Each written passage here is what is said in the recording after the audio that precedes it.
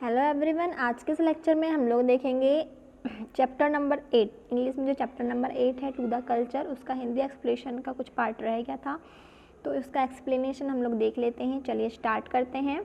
देखिए क्या दिया हुआ, I should like to use another word science, what is scientific approach to life's problems. I suppose it is one of examining everything, of seeking truth for trial and error and by experiment, of never saying that this must be so but trying to understand why it is so, and if one is convinced to of it, of accepting it, of having the capacity to change one's nations the moment some other proof of forthcoming, है ना। तो देखिए क्या बोल रहा है ये, I should like to us another words. Culture के बारे में बात हो रही थी, तो अब वह नेहरू जी बोलते हैं कि मैं इसे अपने दूसरे वर्ड्स में एक्सप्लेन करता हूँ साइंस के लैंग्वेज में। Science, what is scientific approach to life problems. तो वह बोलते हैं कि हमारी जो लाइफ की जो प्रॉब्लम होती है उसमें साइंटिफिक अप्रोच का क्या रिलेशन है। आई suppose it is one of examining everything. मैं मानता हूँ, मैं सपोज करता हूँ कि यदि हम हर चीज़ का एग्जामिनेशन करें, हर चीज़ को हम एग्जामिनेशन के थ्रू देखें, of seeking truth by trial and error and by experiment, हम जो प्रॉब्लम्स हैं उन पर एक्सपेरिमेंट करें, उन पर जो एरर आ रही है उन पर एक्सपेरिमेंट करें। Of never saying that the must be show but trying to understand why it is so. हमें हमेशा साइंस यह कहता है कि हमें यह नहीं मानना चाहिए कि ऐसा होता है, साइंस ये बोलता है कि ऐसा क्यों होता है, हमें यह जानना चाहिए, है ना। हर चीज़ में हमें ऐसा क्वेश्चन करना चाहिए कि ऐसा क्यों होता है, फिर हमें एक्सपेरिमेंट करना चाहिए। प्रॉब्लम्स के जो भी हमारे डेली लाइफ्स के जो प्रॉब्लम्स हैं एक्सपेरिमेंट कीजिए।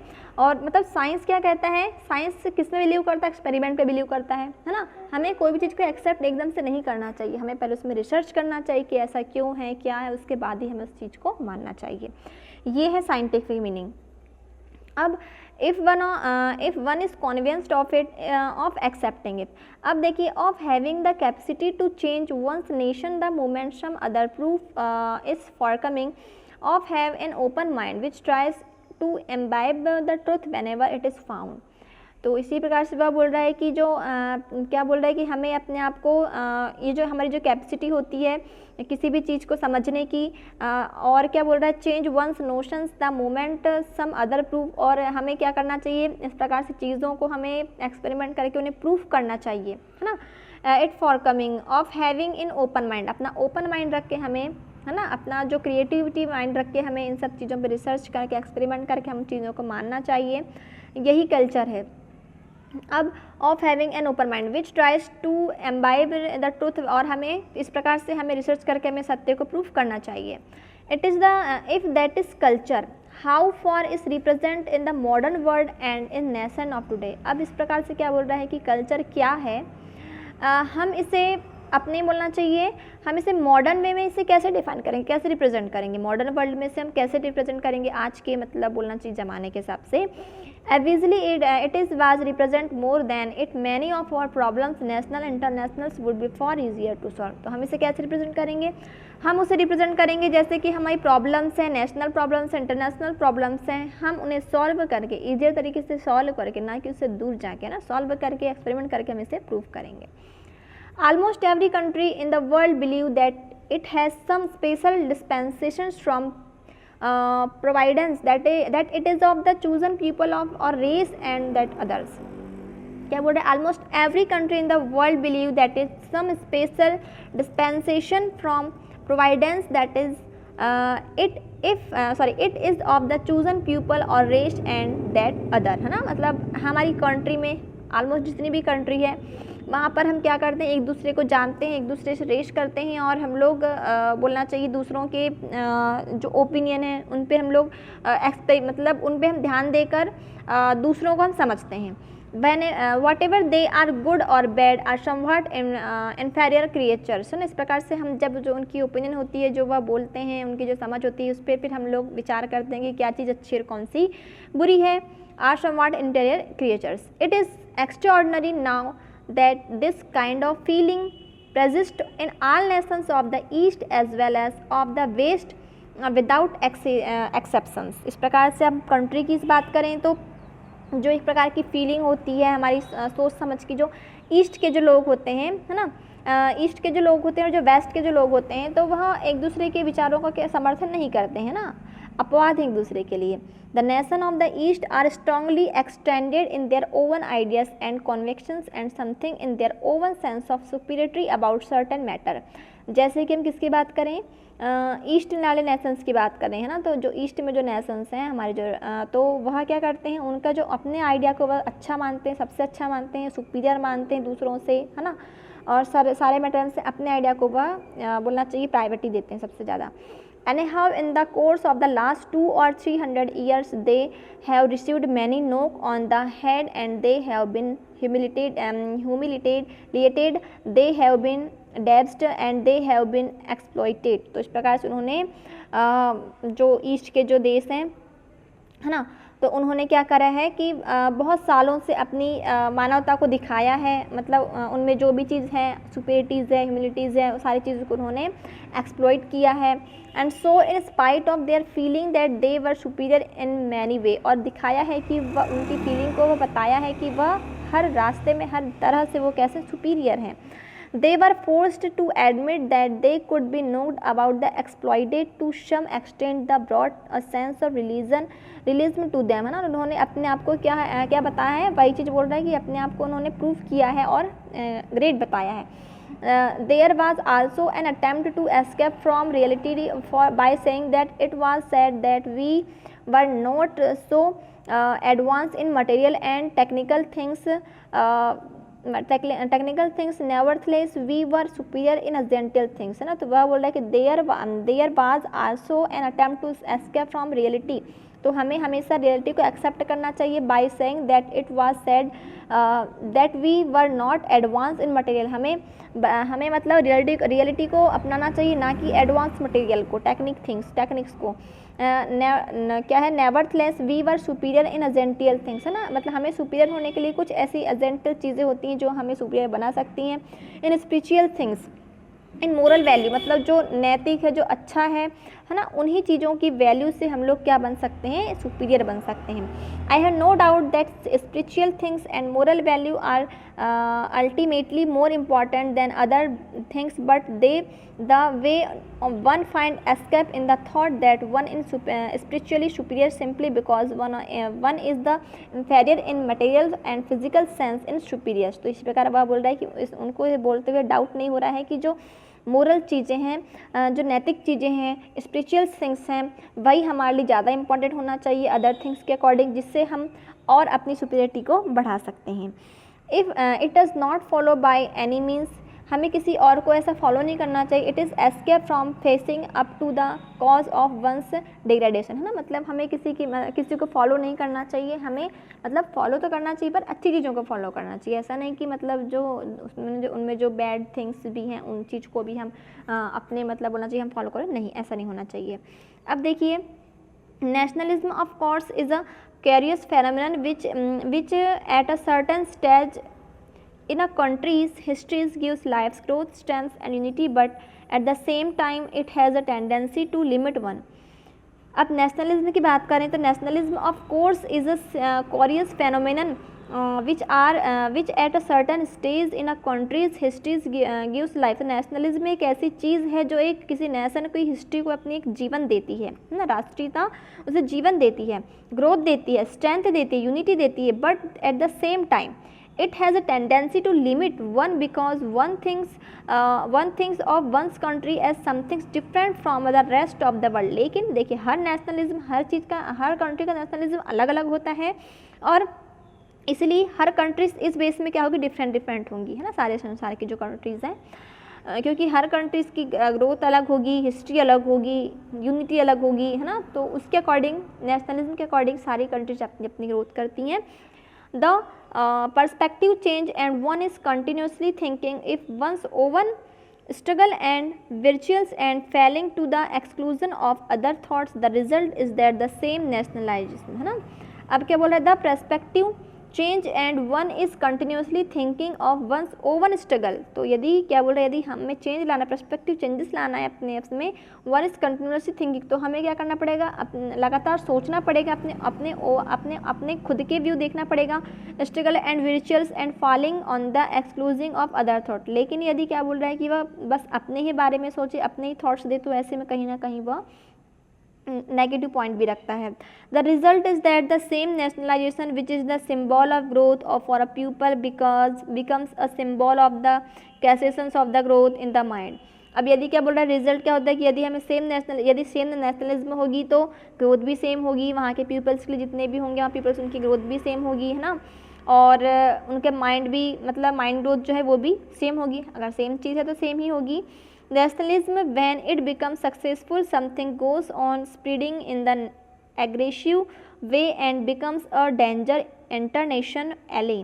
तो क्या बोल रहा है, nationalism when it become successful, यदि नेशनलिज्म है यदि वह सक्सेसफुल हो जाता है, sometimes goes on spreading in aggressive way and become a danger international alloy. लेकिन यदि वह कुछ अलग तरीके से यदि वह क्या होता है, एग्रेसिव होता है, तो फिर यह क्या होगा, इंटरनेशनल वे में क्या होगा, डेंजर भी होगा।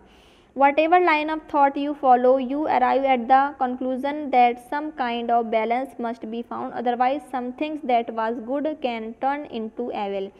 मतलब ये जो लाइन्स हैं इसमें हम लोग यही सोचते हैं कि यू फॉलो, यदि आप इन सब चीज़ों को फॉलो करते हैं तो आप अंदर एक बैलेंस बना रहेगा और कल्चर का एक बैलेंस होगा और आपकी लाइफ भी एक बैलेंस होगी, है ना। Otherwise something that was good can turn into evil, नहीं तो सभी चीज़ अच्छा होगा, नहीं तो फिर बहुत बेकार भी हो सकता है। Culture which is essential good become not only static but aggressive and some things the breeds conflicts and hatred when looked at from a wrong point of view, है ना। लेकिन यदि हम इसे रॉन्ग पॉइंट ऑफ व्यू से देखते हैं तो ये हमारे लिए उतनी ही बुरी, मतलब बुराई वाली चीज़ है, इसलिए हमें इसे गलत पॉइंट ऑफ व्यू से नहीं देखना चाहिए। How you are to find a balance, I do not know, तो वह बोल रहे कि किस प्रकार से हम बैलेंस बनाए रखें इन सब चीज़ों का। आई डू नॉट नो, मैं नहीं जानता बोलते हैं। लेकिन apart from the political and economics problems of the age perhaps that is the greatest problem today, because behind to there is a tremendous conflict in a spirit of a man, a tremendous search for something which it can not find, है ना। तो यह बोल रहे हैं कि मैं नहीं जानता, लेकिन apart from the political and economics, यदि मैं पॉलिटिकल की बात करूँ, इकोनॉमिक्स प्रॉब्लम्स के बारे में बात करूँ, तो perhaps that is the greatest problem today, तो मैं मानता हूँ कि आज की कंडीशन की बहुत ज़्यादा बड़ी प्रॉब्लम्स हैं। Because behind it there is tremendous conflict in the spirit of a man, क्योंकि सारे जो लोग हैं अपने अलग अलग अपने आप को महान साबित करना चाहते हैं और इस वजह से उनमें क्या होता है, कुछ प्रॉब्लम्स आ जाती हैं, इस प्रकार की political problem. And tremendous search for something which is can not find, है ना। We turn on economics theories because they have in strives and die before, एक मिनट, है ना, मैंने थोड़ा सा अलग लाइन पढ़ दी। Because they have an undoubted importance, it is folly to talk of culture or even of God when human beings strive and die. Before one can talk about anything else, one must provide the normal essential of life human beings। तो मैं क्या बोल रहे हैं कि यदि मैं before one can talk about anything else, यदि मैं कहीं और की बात करना चाहूँ तो वन मस्ट प्रोवाइड, तो मैं सबसे पहले किसे प्रोवाइड ही दूंगा, the normal essential life of human, मतलब मैं ह्यूमन बींग्स की नॉर्मल लाइफ के बारे में बात करना चाहूँगा। That is where economics comes in, कहाँ से इकोनॉमिक्स आती है। Human beings today's are not in the mood of tolerate this suffering and starvations and inequalities when they see that the burden is not equally shared, other profit will they only bear burden। तो ये economics की बात कर रहा है कि कुछ लोगों पे बर्डन आ जाता है ना, कुछ लोग में इनइक्वलिटी रहती इस बेस में कि कोई ज़्यादा मतलब फाइनेंशियली ज़्यादा कंडीशन किसी की अच्छी होती है, किसी की कंडीशन उतनी अच्छी नहीं होती है, तो सारे लोग इक्वलिटी में नहीं होते हैं इस पॉइंट ऑफ व्यू से देखे जाए तो। इस प्रकार से other profit while they only bear the burden, तो कुछ प्रॉफिट में जाते हैं तो कुछ बर्डन में चले जाते हैं। इकोनॉमिक्स प्रॉब्लम्स हो गई सारी ये। तो we have inventively to deal with these problems is economics and other way, but I do think the behind it all there is tremendous physiological problem is the mind of the people। तो इन सब चीज़ों को छोड़ के इतनी तो problem तो होती हैं, लेकिन सबसे ज़्यादा बड़ी प्रॉब्लम क्या होती है, ऐसे पीपल्स को हमें देखना चाहिए जो कौन सी प्रॉब्लम्स में हो, फिजियोलॉजिकल प्रॉब्लम्स में, साइकोलॉजिकल प्रॉब्लम्स में, सॉरी, मतलब जो मन से बोलना चाहिए बहुत ज़्यादा प्रॉब्लम्स में हो। ये प्रॉब्लम्स तो पॉलिटिकल इकोनॉमिक्स प्रॉब्लम्स तो चलती रहती हैं, लेकिन यदि जो इसको साइकोलॉजी प्रॉब्लम हो गई है तो वो बहुत बड़ी प्रॉब्लम हो जाती है। It may be that some people think about it consciously and deliberately and other rather unconsciously and damningly, but then the conflict exists in the spirit of a man today is certain, है ना। तो इस प्रकार से हमें लोगों को किस प्रकार से सोचते हैं, वह कैसा सोचते हैं, इन सब चीज़ों को समझने की कोशिश करना चाहिए।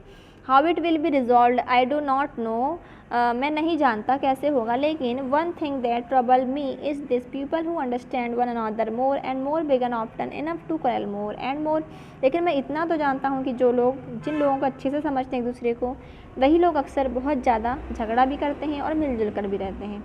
Nevertheless, it does not follow from this that we should not try to understand one another, है ना। कुछ लोग ऐसे होते हैं कि एक दूसरे को समझना ही नहीं चाहते हैं, इसलिए भी झगड़ा करते हैं। That would amount to limiting oneself completely, and that is something which really cannot be done in the context of the modern world.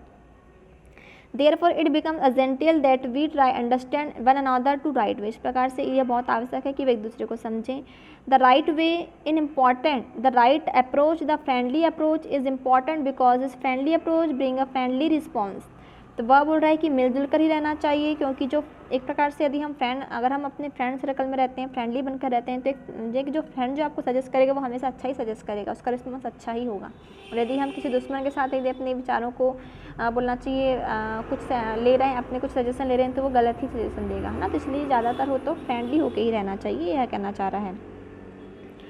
अब देखिए, with our minds and hearts open the prepare to accept whatever good come to them, and that does not mean surrounding something that we consider to essential value or truth or to our own genius, then we shall be led not only toward the understanding but the right type of the understanding।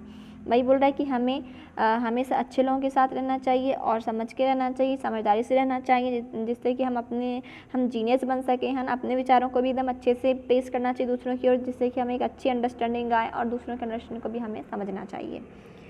So I shall leave you to determine what culture and wisdom really are। तो फिर मैं कहूँगा कि हम culture और wisdom को really में कैसे डिफाइन करें। तो we grow in learning in knowledge and experience till we have such a enormous accumulations of then that is become impossible to know exactly where we stand, है ना। तो यह बोल रहा है कि we grow in learning in knowledge, हम लोगों की जो ग्रोथ होती है, हम कुछ सीखते हैं, हम लोग नॉलेज प्राप्त करते हैं, जिससे हम लोग ग्रोथ करते हैं। Till we have such a enormous accumulation of them that is become impossible to know exactly when we are stand। लेकिन यह बहुत इम्पॉसिबल है कि यह जानना कि हम कहाँ खड़े हैं, मतलब हम कितना समझदार हैं, हमें कौन कौन सी अच्छाई हम मतलब कौन सी कंडीशन में हैं, ये समझना बहुत आसान नहीं होता है।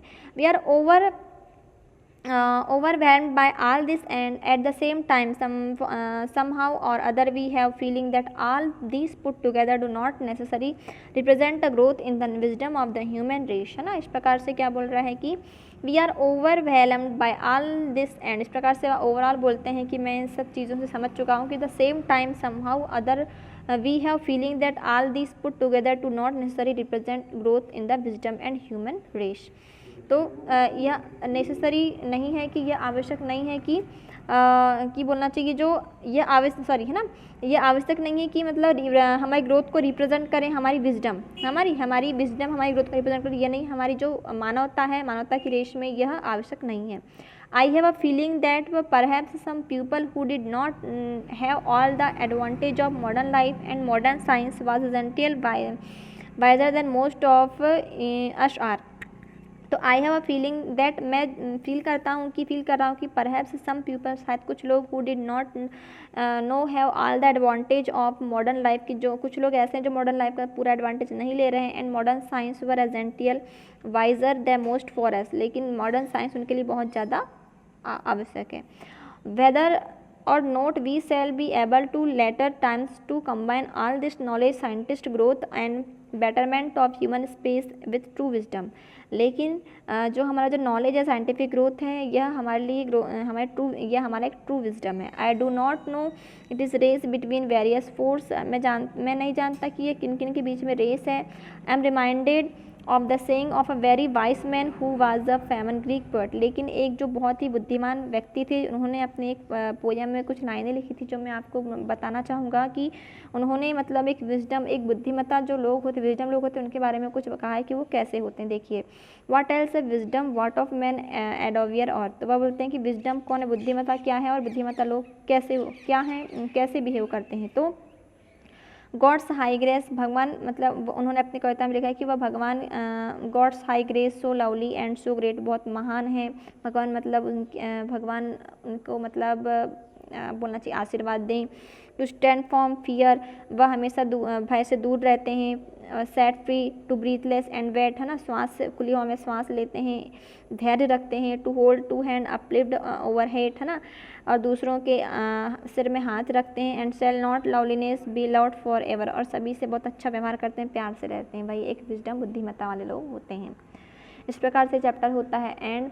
थोड़ा सा कॉम्प्लिकेट चैप्टर था जिसे समझना मतलब एक प्रकार से बहुत कॉम्प्लिकेट तो था ही, क्योंकि एग्जैक्टली मीनिंग पता ही नहीं चल रही थी, लेकिन फिर भी आप लोग इसे समझना, ठीक है। आज के लेक्चर में इतना ही, थैंक यू।